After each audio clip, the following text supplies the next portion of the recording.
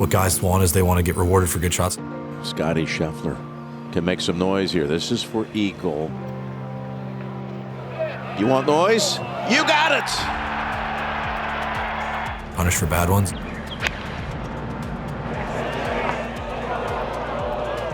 And straight over the flag. That's settle down. That's down in the pine straw. I think Augusta really does the best job of that on Sundays. Will it use that backstop? It's going to try. And it's going to get better. Scottie Scheffler spins a beauty at 14. Leaving room for opportunity while also still having a really difficult test.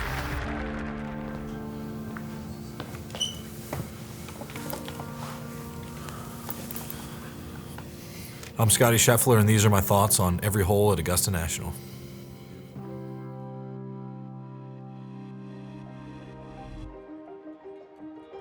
As far as my preparation goes, I think I've learned a little bit of how to not overwork myself at the beginning of the week. I feel like Augusta is one of the places where you show up and everything's so amazing, you just want to be out there the whole time. And I think my first couple times there, I may have worn myself out early in the week. You know, the last few years, I've really tried to do a good job of setting a schedule and sticking to that just so I don't over-practice to start the tournament. And then Ted's preparation, I think his has always really been the same. He loves going out and learning the golf course and continuing to, you know, learn the greens, learn where to be and where not to be. And that's one of the weeks where he spends the most time out on the golf course, just kind of learning everything.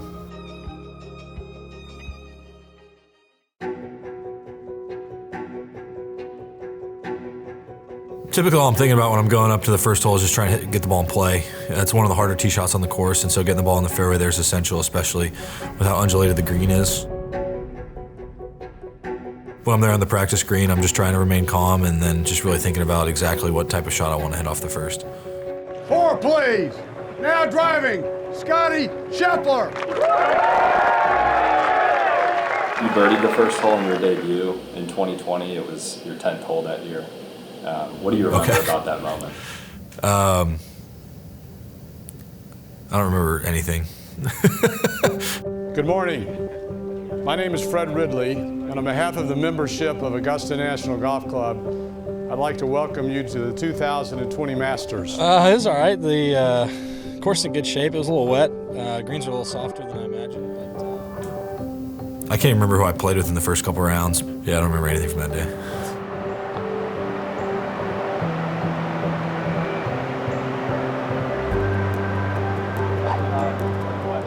Yeah, I don't remember that at all.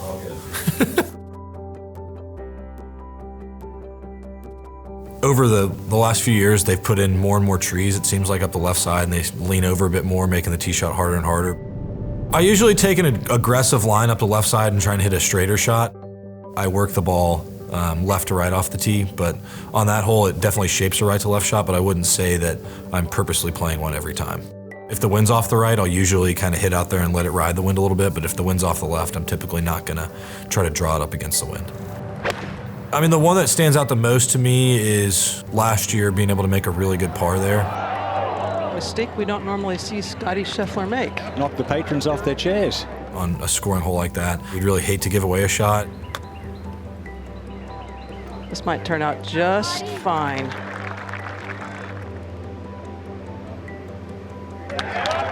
Scottie Scheffler, just what the doctor ordered. And there's certain holes where you just got to take your medicine and try and make par, because par is a really good score, which I think really helped to kind of settle me down. Really, I had 2 good up and downs to start the day on Sunday last year.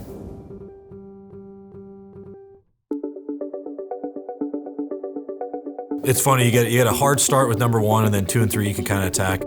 If I can cover the bunkers, I'm going to try and cover the bunkers on the left each time and leave myself a short wedge into the green no matter where the pin is. And then really all it is from there is just trying to attack the pin location, the back pin obviously being the easiest one. Oh yeah, my chip in. That was a day in which I hit like a ginormous rope hook off of the tee, which is a shot that I pretty much almost never hit. Typically, if I miss it off the tee, it's to the right, or if I hit it left, I typically will just pull it. I won't actually just hit like a big hook. We've already seen him spin 2 tee shots left today. I'm kind of looking down my driver face like, did I just cave it in? Because I never hit it like that. But, Teddy kind of calmed me down, told me it was just nerves, stuff like that.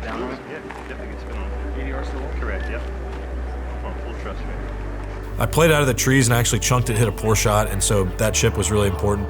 Nick, I don't think they can see the top of the flagstick from down there. Anything inside 6 or 8 feet, I think will be golden. Left is no good. Oh, he went low as well. Oh, is that any good? What a 3 for Scheffler. Unbelievable. That chip was really important because Cam was in a good spot to where he could have gotten another shot or 2 back on me there, but I was able to hit a nice pitch, and fortunately the pin got in the way, and was able to steal a shot, if not 2 shots on that hole. Well, if you want to win a major, Frank, somewhere along the line you've got to hit one of the greatest shots of your life. I mean, the shot is so long and the wind swirls back there pretty good, and so a lot of it's getting the wind right and then just trying your best to hit a 3-4 on that green somehow. Short's an ideal miss, but the front of the green is so narrow, so typically if you're going to miss, you're going to miss in one of the bunkers, which can provide for a pretty tough up and down. It's one definitely in the last few years where I felt like we spent more time throwing up grass and trying to figure out where the wind is blowing.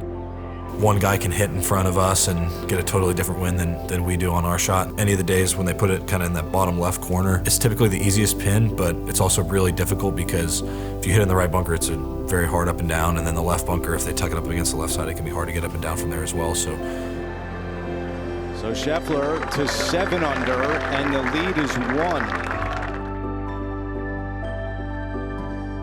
Off the tee on the 5th hole, anything you can do to get the ball in the fairway while avoiding those bunkers. The bunkers is a pretty significant penalty because you pretty much know you're not going to be able to get the ball to the green if you hit into bunkers. Going into the green, you have such a long club in, and you have that huge kind of ridge that goes through the middle of the green, and the pin is typically tucked up against that ridge. So depending on where the pin is, you just try to set yourself up for your 3rd shot. The 5th hole is one of those, that a 4 is a really, really good score, and a 5 is not that bad of a score.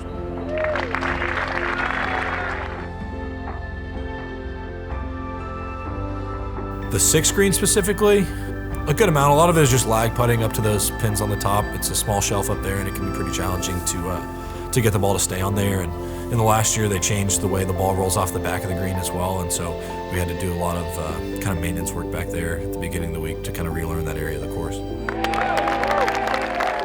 I think it's just one of those holes where you got to step up there and hit a really good shot. You know, when they put the pin in the back left, it's one that you can get close to, but at the end of the day, most people are going to end up short down there in the bowl.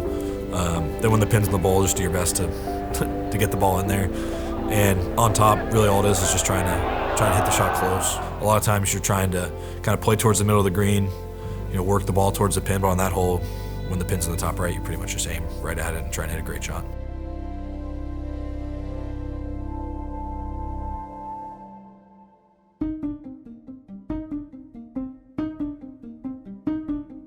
Well, especially on Sunday when they put the pin in the bowl, or really any day, that hole is typically at least a half a shot penalty if you miss the fairway.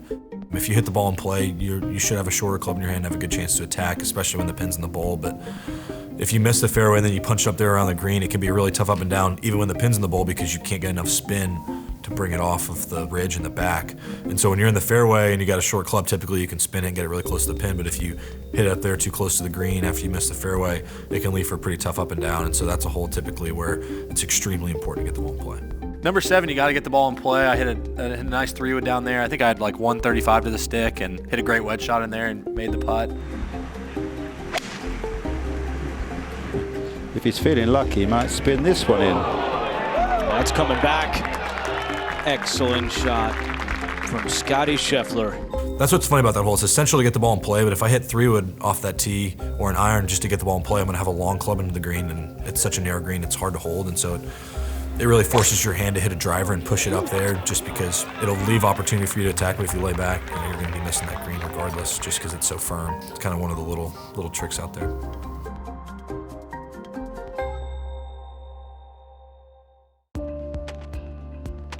A lot of it depends on wind direction on that hole, if I can cover that bunker on the right. If not, I'm typically hitting the same tee shot to where I'm just trying to get the ball in play.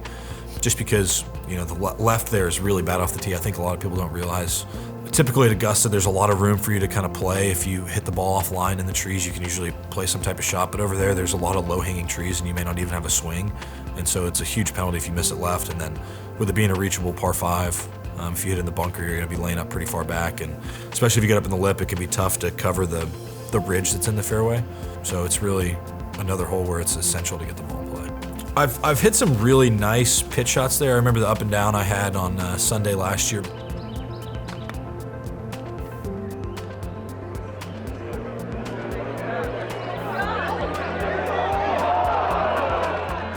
Then I remember hitting some really nice pitch shots, one of them being to the back right pin where I was left of the green, hit a really nice pitch.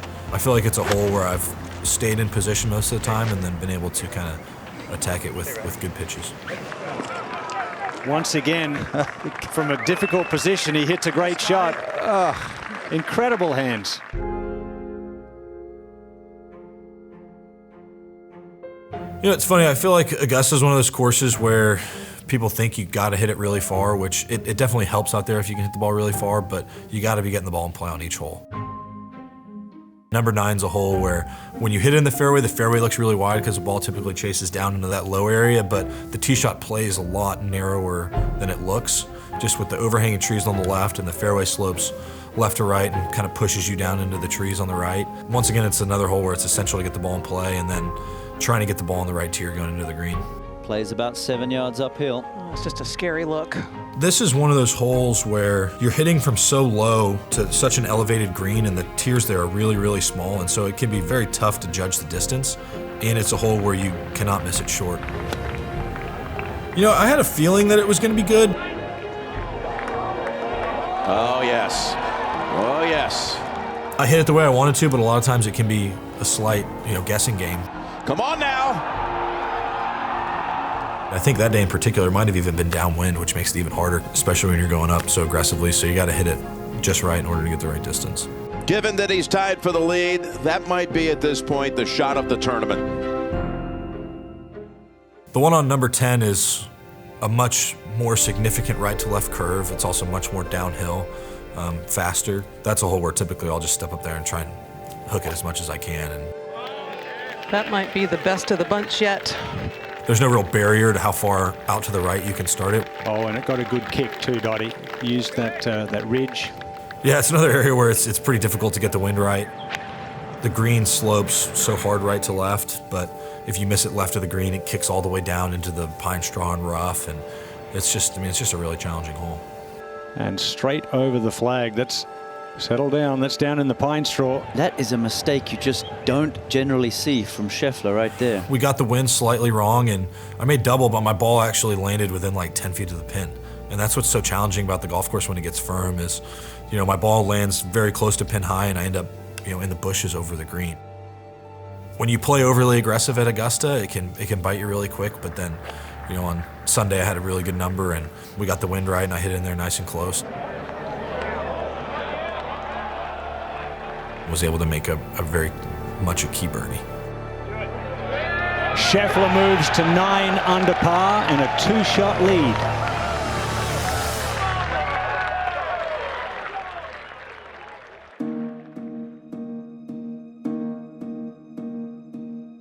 The back 9 on Sunday, this last year especially when the golf course was getting really firm, it was playing so difficult.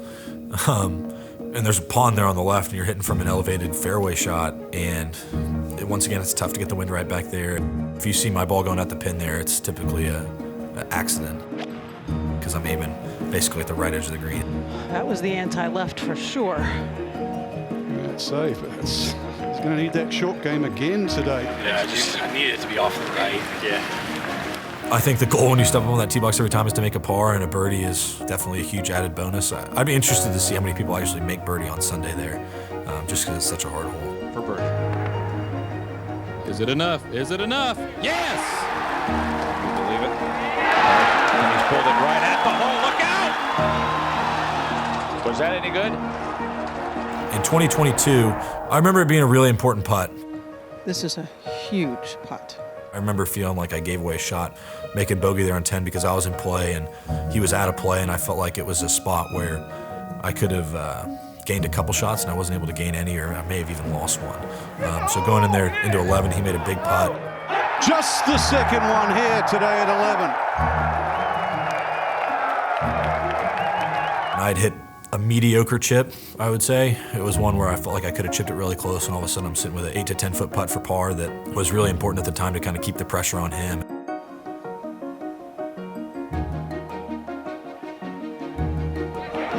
And the game's current best player was up to the task. I think it was just really kind of one of those statement putts where it was like, listen, I'm not coming back to you. If you're going to win this tournament, you're going to have to come catch me.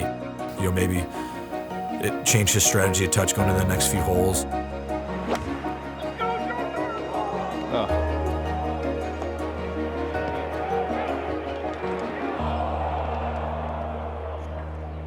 You know, Cameron hit in the water. I think he ended up making double, and I had about an 8-ish foot putt for par, and I just made the putt on the hole before that. It was a putt that I didn't hit with a ton of speed, and so it's kind of trickling up towards the hole, and Teddy, who I never hear react to anything on the golf course, when that ball kind of trickled in over the edge, I heard him audibly go, yes, like kind of loud.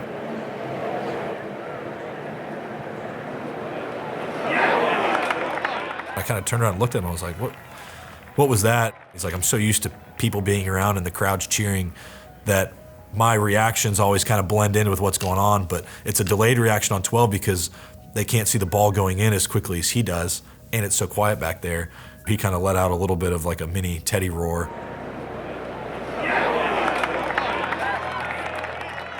It honestly kind of helped settle me down for the rest of the round just because it was a funny moment for us. You know, it's another spot where you just got to step up there and commit to what you're doing because the wind is swirling, and you know, I'm aiming there right over the left half of the bunker on Sunday, trying to just get the ball on the green, especially the 2 Sundays in which I've won. I've had a lead on that tee shot. Really the only thing you can do is put the ball in the water, and so just trying to get up there on the green and give myself a good chance at par.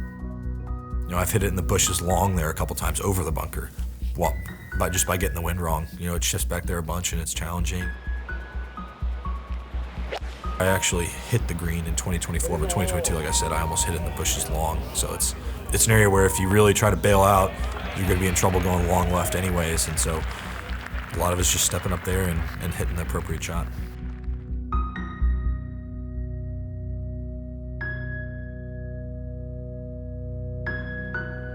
You get back there on the tee on 13, and it's really peaceful, and it's a quiet place for you just to kind of stay relaxed, and it's really nice.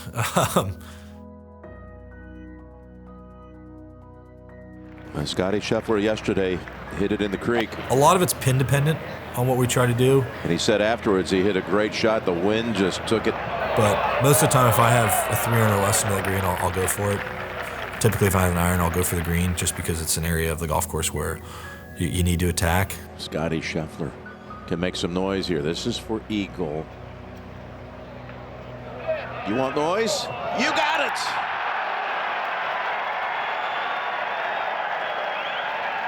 Now the rare triple fist pump. He vaults all the way back into a tie at the top.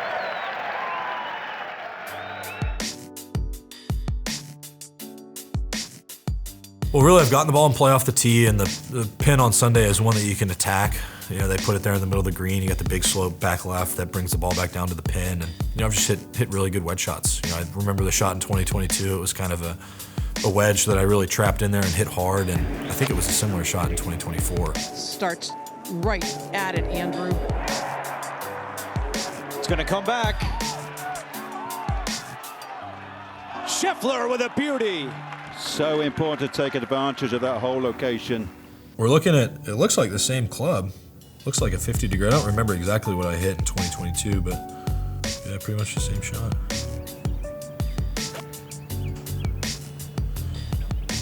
Yeah, that's one where if I can hit a fuller shot in, it gets a lot easier because my miss, if I'm trying to trap it down and hit it really full, would be long left, and that's where the slope is. It can be quite a dangerous shot because if you hit it over that slope, it's basically you know, an auto 8-footer for par at best, just because the chip shot's so hard. You get rewarded for hitting a really good shot, but you get punished pretty severely for hitting a bad one.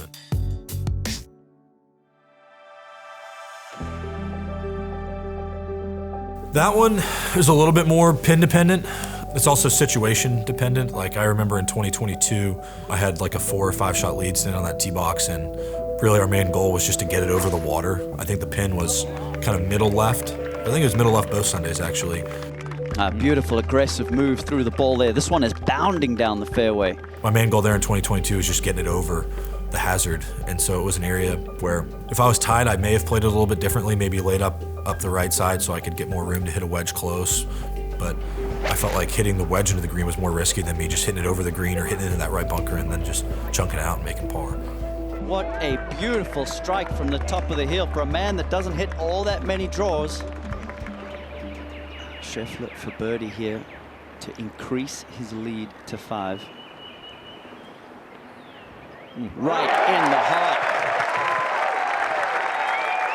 It's a gettable par 5, but at the same time, it's very difficult because it's so hard to get the ball to stop on that green, and then your miss is through the green on the right, but when the pin's on the left, it's so fast down the hill, and you're kind of playing a chip shot through the fringe area out onto a green that's sloped so far away from you.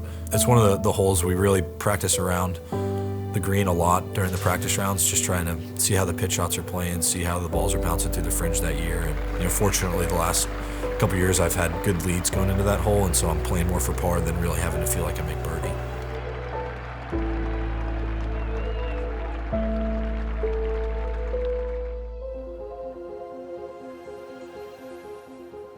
Surrounding the hole, the shadows at that time of night when you're playing late on Sunday are always really dramatic, and it's actually pretty dark down there sometimes. And it's another thing that I love about the way Augusta sets it up on Sunday is they put the pin in the back left, and you hit a really good shot up the middle of that green, you can get in there close. But if you miss left, there's water and there's the bunker, and then if you miss right, it's a really, really difficult 2-putt. I think the golf course setup factors in a lot to the exciting finishes you typically have at Augusta because there's so much risk reward, and the reward for good shots is really high and the reward for bad shots is still really low. What guys want is they want to get rewarded for good shots and punished for bad ones, and I think Augusta really does the best job of that on Sundays, leaving room for opportunity while also still having a really difficult test. Hello. Get in the hole! Why not? Why not get in the hole? Another hole where it's really essential to get the ball in play. Left trees are really bad, right trees aren't much better, and you got the bunker that guards the front of the green, and so it's essential to get it far enough up there and in the fairway just so you can get the ball in the green, really. But it's tough when they put the pin in the back left because it kind of goes up and over and runs away from you. When they tuck it over the bunker, it's challenging because the greens are firm, and that area in the back right part of the green is really small, and it's just a challenging hole, really. This is well right. Starting it up the right, trying to draw it back, you can tell with the swing. I had built up what I think was a 5-shot lead. I believe Rory had already posted. He posted pretty far in front of me, and so I knew the score that I had to beat. 5-shot lead going down 17-18. I think I got a little bit out of focus there for a second on the tee shot, and I missed it like 50 yards right of the fairway with a 3-wood, and I kind of had to settle down, give myself a little talking to stay focused and hit a nice pitch out, and it was really great just hitting that ball in there close to have a 5-shot lead going into 18 and really just be able to kind of rest and enjoy it. Like that. Just like that. Unbelievable short game.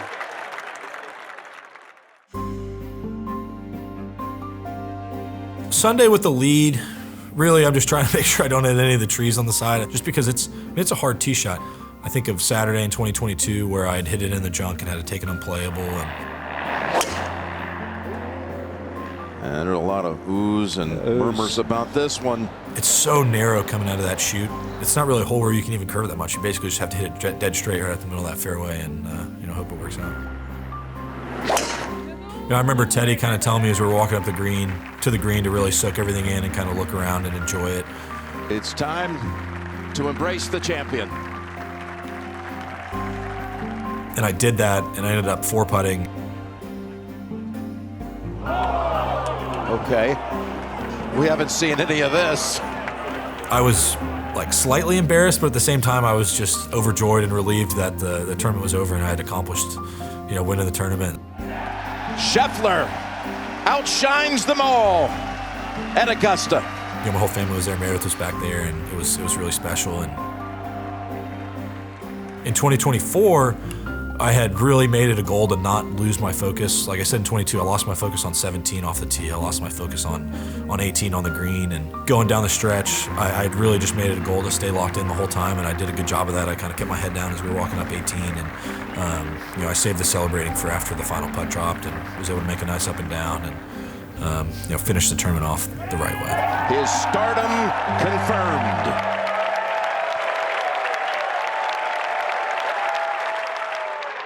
You guys are gonna try and make me cry.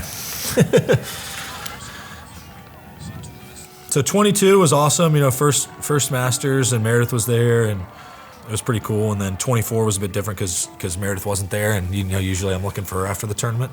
24, I'm walking off the green, and I was like, well, I don't want to make this walk by myself, so I kind of waited for Teddy to come up and make the walk with me, just because it was important. I felt like for Teddy to have his moment with me as well, and he doesn't want to make the walk alone this time. Just because, like I said, he puts in so much work at the beginning of the week. I mean, he knows every inch of the golf course, and he's a huge part of me being able to win the tournament. I mean, he really is. We talked through basically every shot together. I remember in 2022, he was reading almost every putt for me, and so he's really kind of holds my hand as we go around the golf course, and I listen to a lot of what he says, and he's a huge part of what we do. So in 24, it was really important for me to try to make the walk with him. That was great of him. What a gesture. Teddy, he doesn't really love to be the center of attention. He kind of, he likes doing his work behind the scenes, and he doesn't like making a big deal of what he does because he's a humble guy, but I mean, he really is a huge part of what I do on the golf course, day in, day out. 2022, I'm gonna try not to cry, but me and Meredith, it's pretty incredible what we were able to, I think about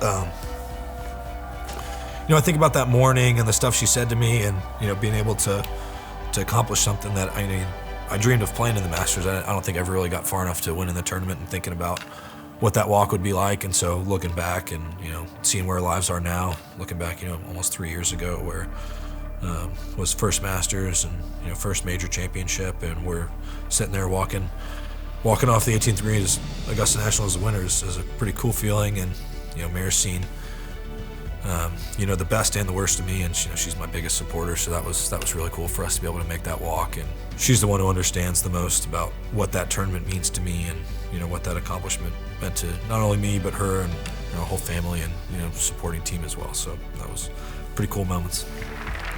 And now, ladies and gentlemen, it gives me great pleasure to introduce to you the 2022 Masters champion, Scottie Scheffler.